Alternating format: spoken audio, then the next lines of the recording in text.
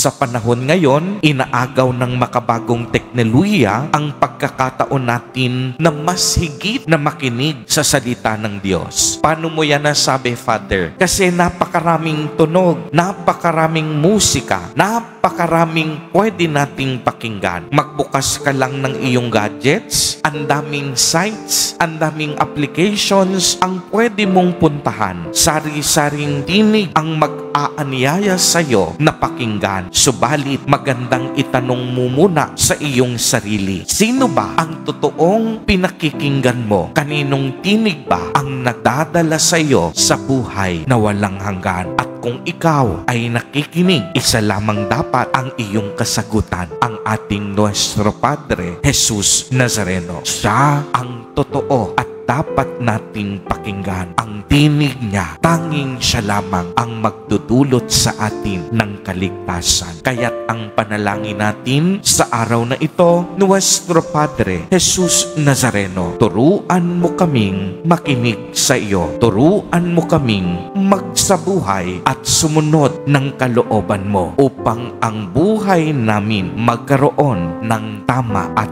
mabuting direksyon. Amen. Purihin at dakilain natin ang ating Panginoon, ang mahal na poong Jesus Nazareno.